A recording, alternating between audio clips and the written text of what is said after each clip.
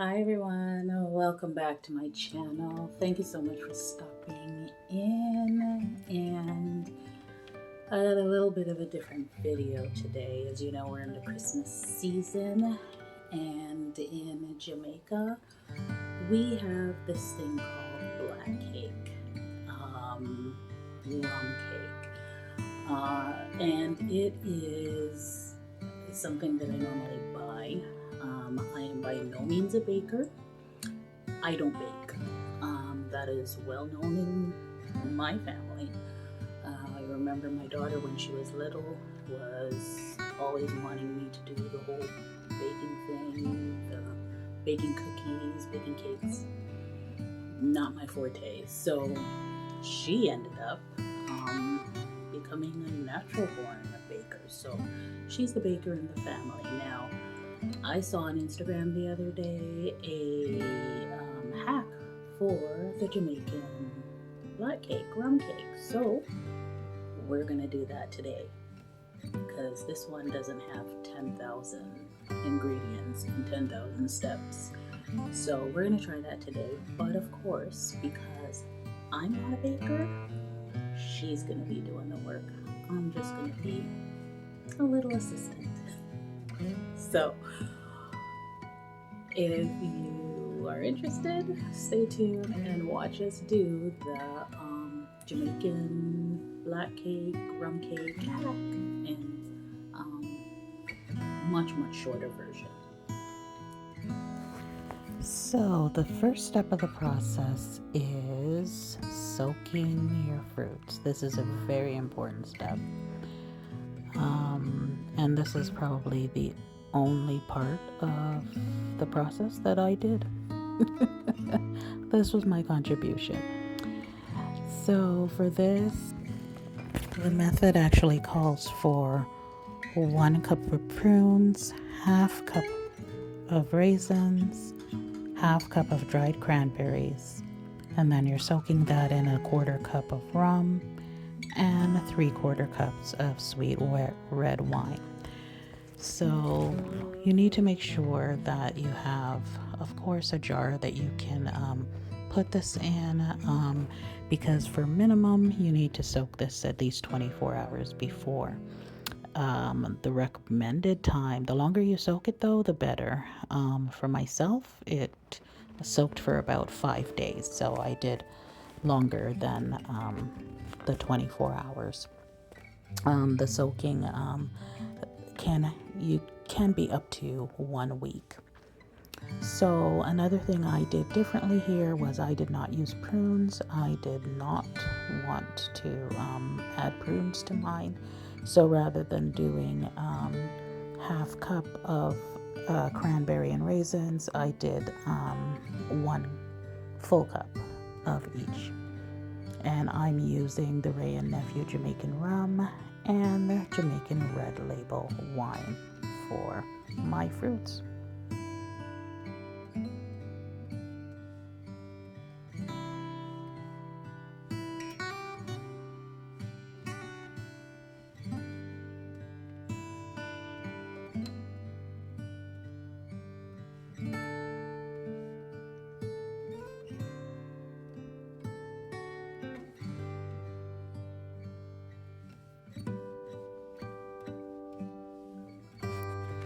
And there we go, that's all set to sit and soak for the next few days.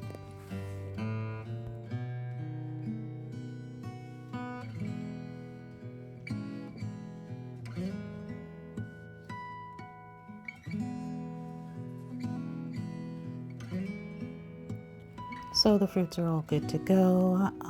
Throughout the 5 days, though, I've actually been adding wine and a bit of rum to the fruits. Probably on the 3rd day, I added a bit more because as they soaked, they just became more dry in the jar. So I wanted to keep them soaking and moist, and I just continued to add.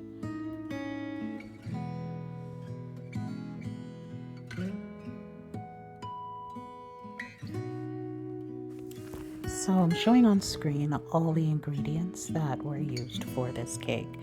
Now, as well, I'm showing the list of ingredients that, if you wanted to follow along, you could just take a screenshot so that you can have the ingredients. Now, we're doing here the blending of the fruit. That's the first step before beginning anything. You'll have to get all that fruit that you've been soaking for 5 days, get it pureed. Do it in smaller. Now, I didn't have my big blender, so it took my daughter a bit of time to get that all blended out. Go into this? Yep. Haven't I been very helpful, Janai? So much. You've always wanted to bake with your mom. It's not sarcasm. Only took 20 years.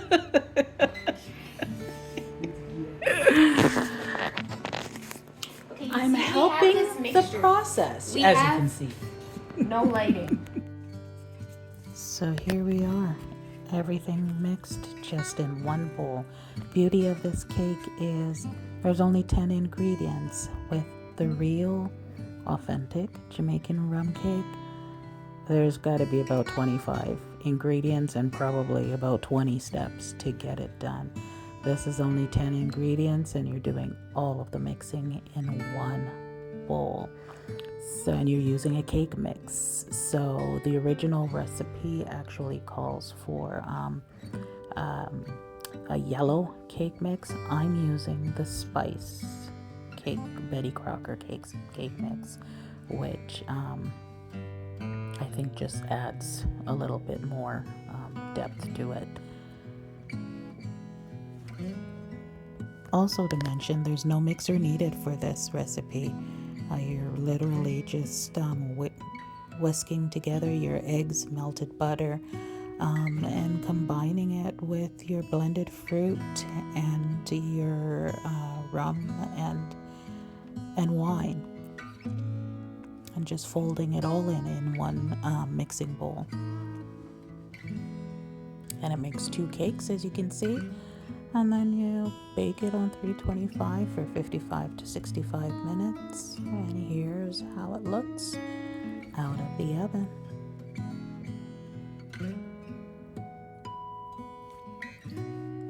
Final step is to drizzle some, now it's supposed to brush, but I didn't get a brush, some rum on the top while it's still warm, and get that rum to just soak in.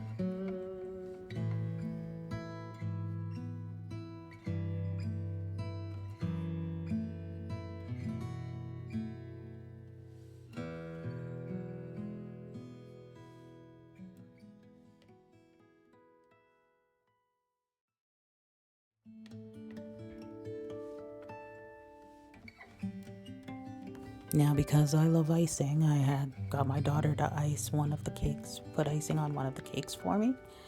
And here is the final cake.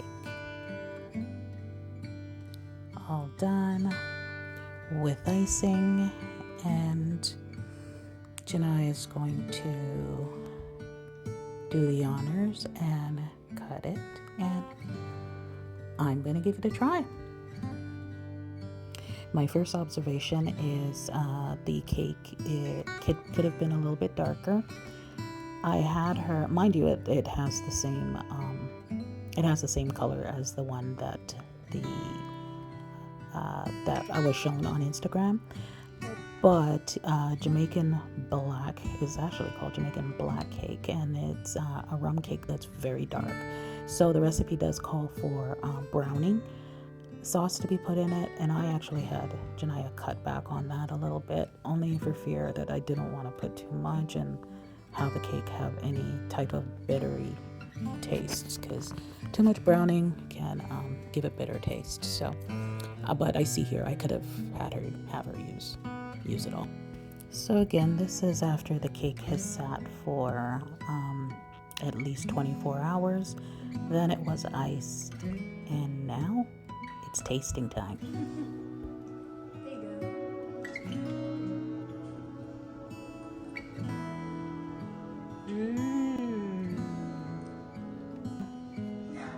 because I want to try this cake alone.